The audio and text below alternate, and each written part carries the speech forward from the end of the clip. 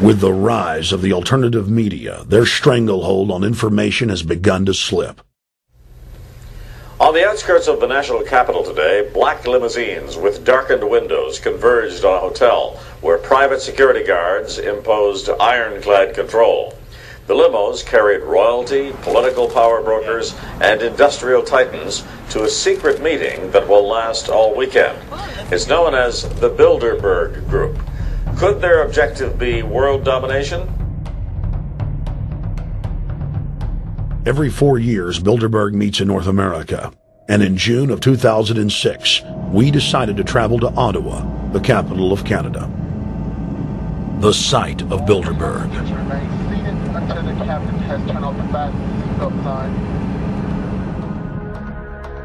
In Bilderberg's long history, many reporters attempting to cover the group have been harassed, detained, and even jailed.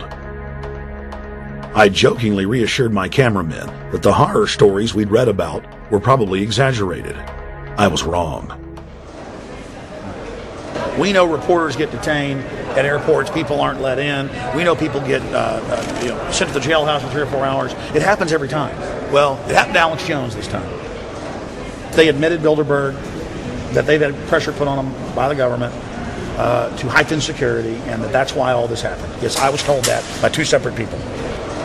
They scoured our records for hours yesterday and hours today, trying to find something on us, and of course there was nothing. It was just scary. I mean, I've been all over the world, and I've never seen anything like this. It was like hours of humiliation.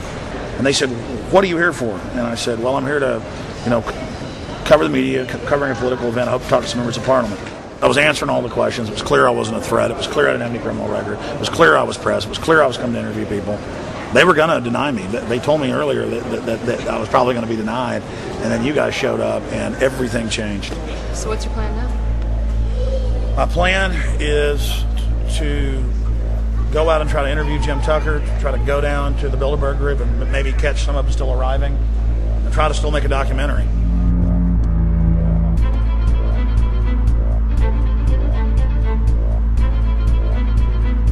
So instead of being here at 8 a.m. in the morning when the Bilderberg Group attendees, the 100 elite of the planet, start showing up, we're going to be getting here about 3:30 or so, and we'll see if we can catch any of the elites coming in.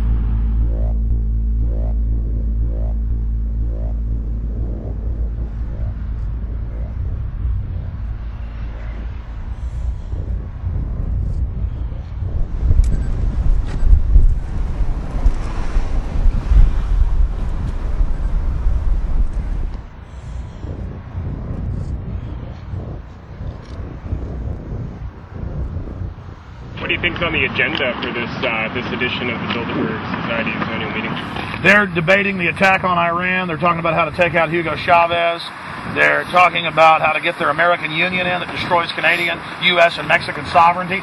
So we're talking about the death of Canada is what's happening in there right now. The death of your sovereignty is happening in there right now. CNN has even reported that these individuals have put out the policy reports through the Council on Foreign Relations that writes their scholarly white papers to end the United States, to end Canada, and to end Mexico.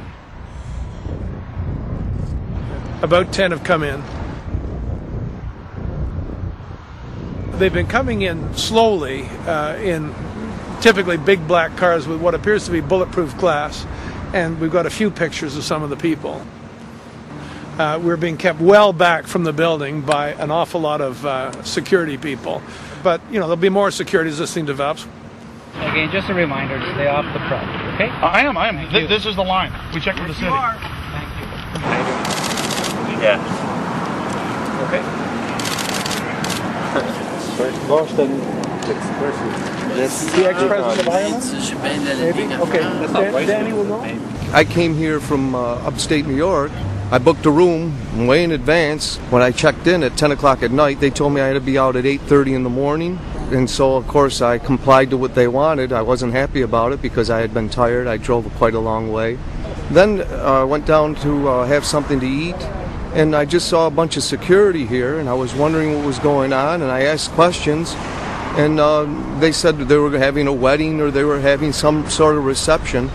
So I decided to ask a couple more questions because I thought it was kind of weird. And then I saw them from my hotel window. They were in the back with flashlights looking at the trees, looking up through the trees, and they were also in front of the hotel combing. It looked like combing the hotel. So I kind of was wondering what was going on, and I left.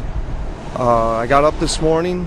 I checked out, and then the fellow that I spoke with, the last fellow I spoke with, said, "Well, you'll know all about it in the newspaper." Well, I didn't have to wait because there was a group of people out here telling me everything that was going on. They're not fooling anybody any longer when you've got this many cops, you know, and detaining Alex Jones at the border.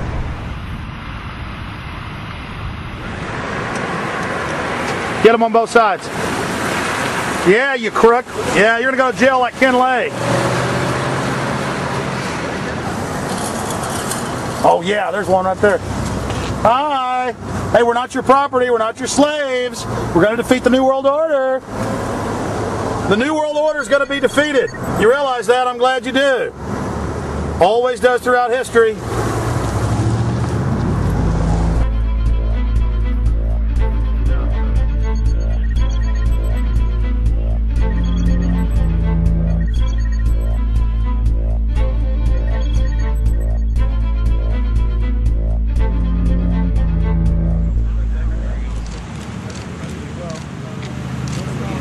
The boss.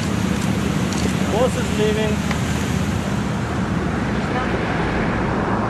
Etienne Davignon is the honorary chairman of the Bilderberg Group, as well as the head of its steering committee. The committee he heads selects and invites each year's attendees. In the last decade, the list of attendees has been leaked to reporters by moles on the inside. Veteran newspaper reporter Jim Tucker has been covering the Bilderberg meetings for over 30 years and has physically attended more than 20. We traveled back to our hotel to see if Jim Tucker received the 2006 list. First heard about Bilderberg in 1975, and I said, I don't believe it. That's not possible. Who in hell's Bilderberg? I spent 20 happy years with metropolitan newspapers. All the wires are clicking at my ear. That could not happen without me knowing about it. And the thing that first impressed me most was columns in 1957 by the late, great Westbrook Pegler, a widely syndicated columnist. He wrote 2 lengthy columns about how approximately 100 leaders of international finance, heads of state, high public officials were meeting behind armed guards and closed doors on Jekyll Island, sealed off. What are these powerful internationalists doing? And why is it so secret? Why do they have armed guards outside? Why is it sealed off? The newspapers totally ignore it. Not a word. Total blackout in the United States. Since then, I've never stopped pursuing Bilderberg, or the whole international gangster organization led by Rockefellers and Rothschilds, as they manipulate the world for their own selfish interest.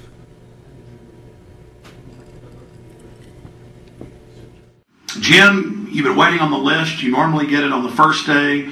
You haven't gotten it. We're told it might come in today. How important is that list?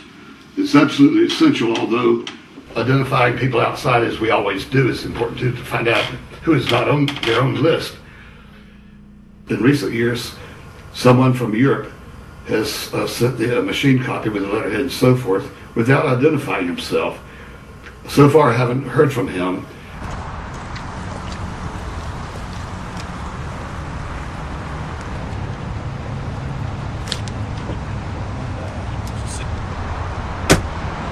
Well, Bilderberg assumed that name in 1954 at their first meeting as Bilderberg at the Bilderberg Hotel. It's a little bit like Shakespeare's As You Like It. They say to Shakespeare, what do you want to call this book? And he says, As You Like It, meaning whatever you want to call it. And they thought it was dictation, so one of his plays is called As You Like It, and the title has nothing to do with the play. So that's how the Bilderberg came by their name. Now, they have been